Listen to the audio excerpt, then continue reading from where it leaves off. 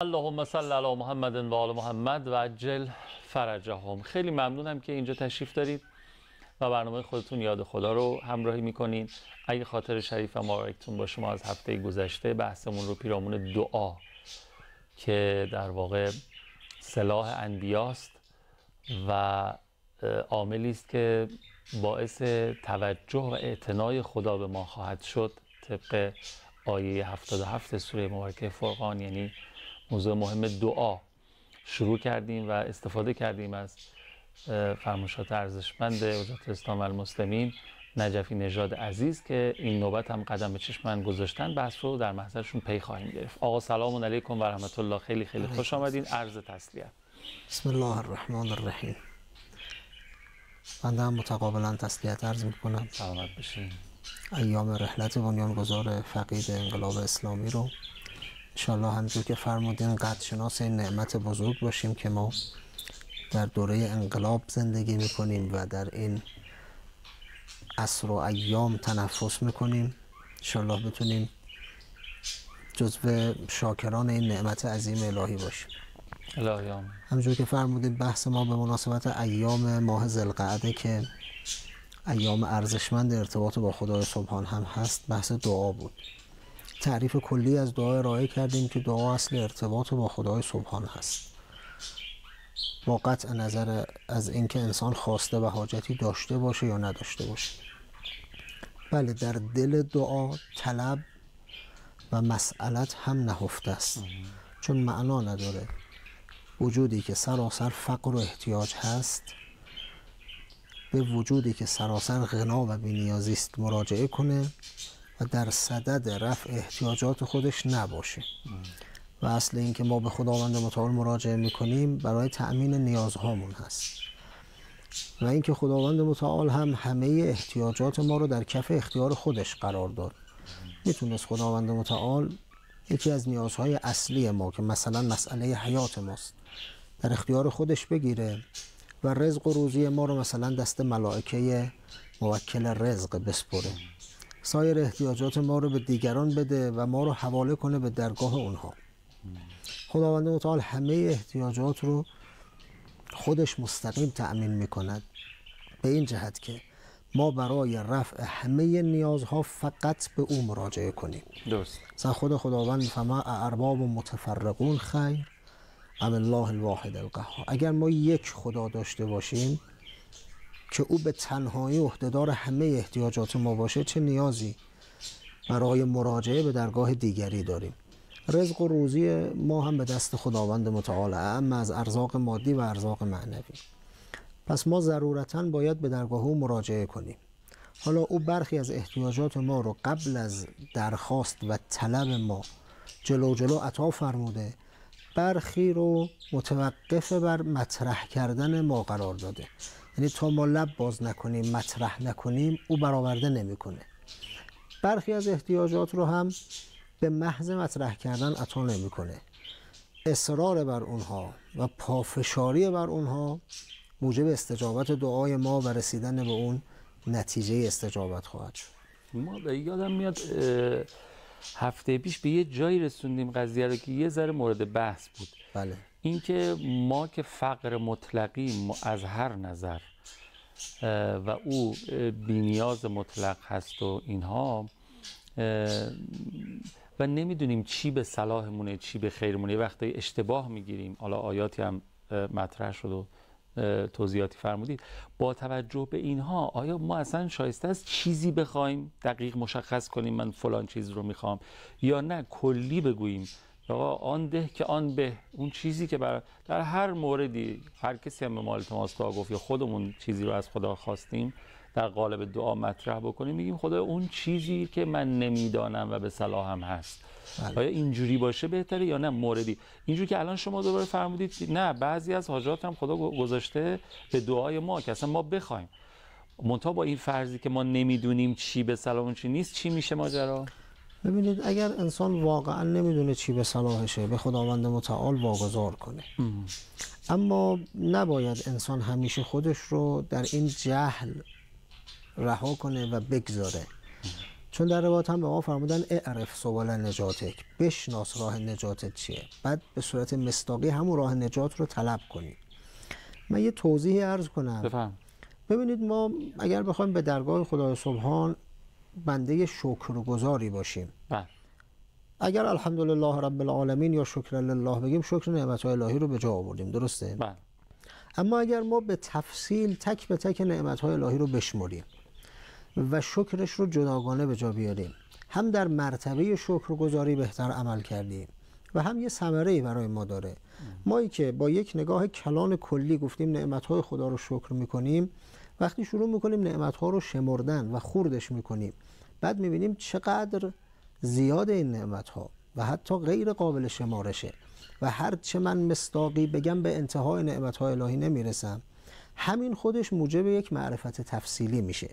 یعنی از اون معرفت اجمالی کلی که نتیجهش یه شکر لله بوده، ما به این میرسیم که هم نعمت‌های پروردگار عالم رو بشناسیم و هم بر تک به تک نعمت‌ها شکر کنیم و هم بفهمیم که این نعمت‌ها بی پایان است و به لحاظ عددی انتها نداره و هم بدانیم که این نعمت‌ها ابدی نیست، بر بقایش و ماندگاریش ضرورتاً ما باید شکر کنیم. یعنی در شمردنش یه برکاتی هست که در کلی گفتنش نیست.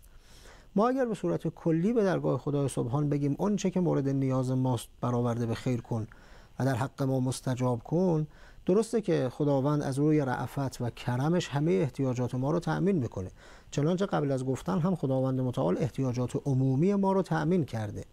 اما اگر ما مصداقاً بشمریم اون چه که نیاز داریم، باعث میشه اولا احتیاجات خودمون رو کشف کنیم که واقعا ما به درگاه خدای سبحان چه چیزهایی رو باید به صورت خاص و ویژه مطرح کنیم و طلب کنیم. چنانچه اهل بیت علیهم سلام الله هم در روایات مختلف و در ادعیه مختلف به تفصیل احتیاجات خودشون رو شمردن و یکی از راهکارها اصلا همینه که انسان وقتی میخواد بفهمه چه احتیاجاتی داره، به جای اینکه از ذهن خودش برداشت کنه، مراجعه کنه به دعاهای مأثوره‌ای که هست که اونها تفصیلا بیان کردن.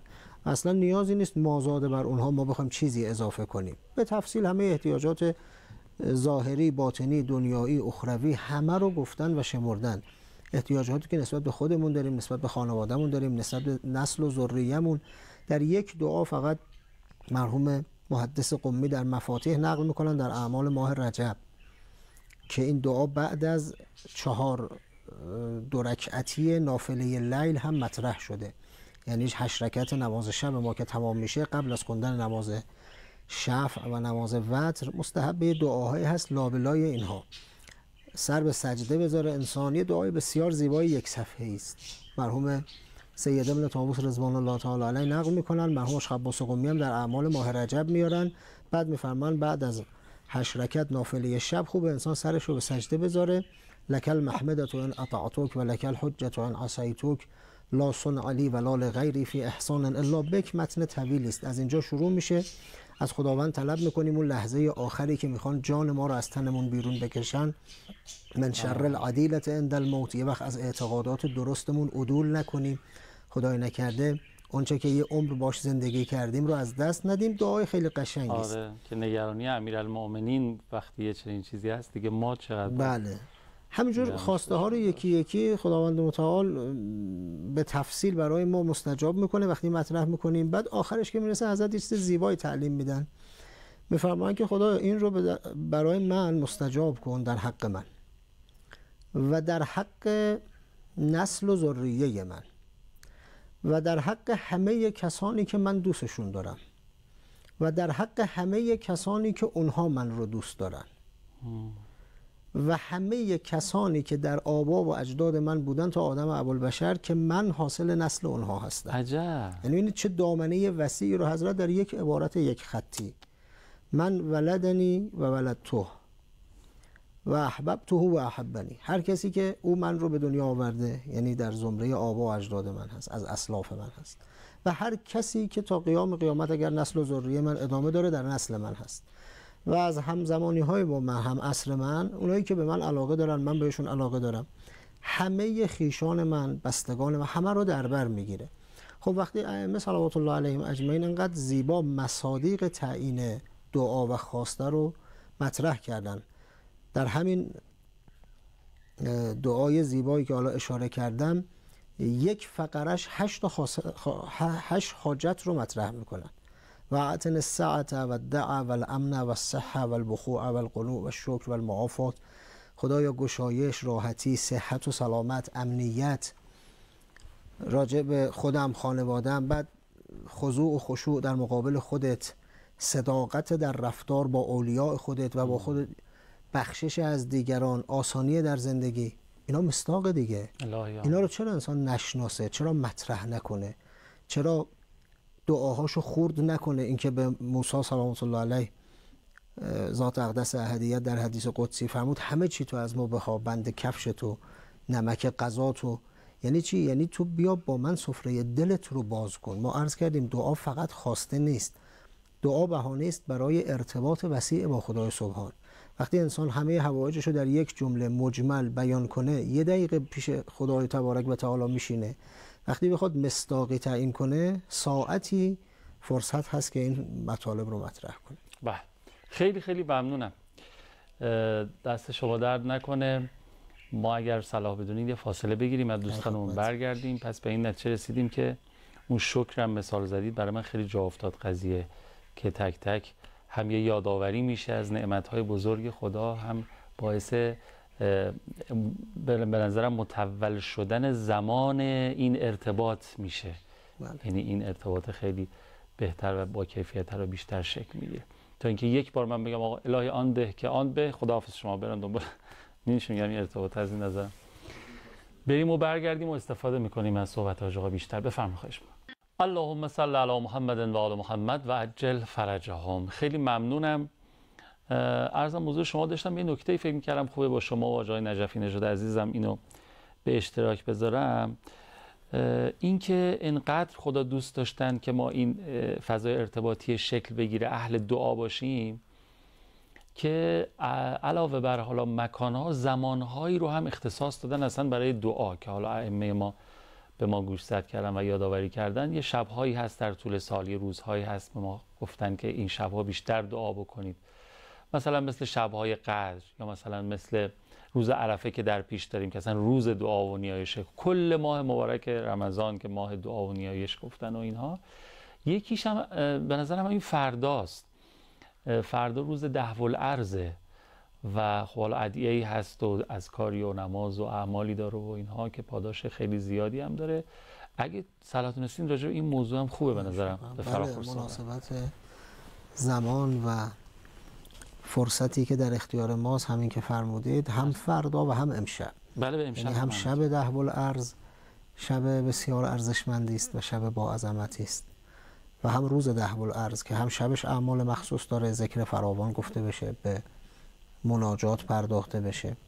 اگر کسی میتونه امشب رو حداقل نیمه شب رو تا صبح مشغول عبادت باشه.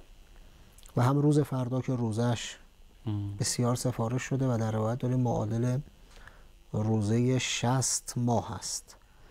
60 روز نه حاکم میشه 2 ماه. 60 ماه یعنی یه چیزی حدود 5 سال. انسان یه روز روزه بگیره معادل 5 سال روزه گرفتن ثواب ببره. خب روز دهو الارض همونجور که اعضای ما مطلعند، روزی است که خدای تبارک و تعالی نعمتی رو به اهل زمین عطا کرد و اون اینکه 1/4 کره زمین مبدل به خشکی بشه. بعد از اینکه همه زمین رو آب گرفته بود، از زیر خانه کعبه 1/4 زمین خشک شد و زمینه حیات انسان‌ها فراهم شد و زمینه حیات حیوانات بری. حیوانات بحری قبل از اون بودند، حیوانات بری پدید آمدن و فرصت بندگی خدا رقم خورد. از این جهت این فرصت رو هم انسان باید غنیمت بشمره. حسن ابن علی وشام نقل میکنه من با پدرم مهمان امام رضا علیه السلام بودیم.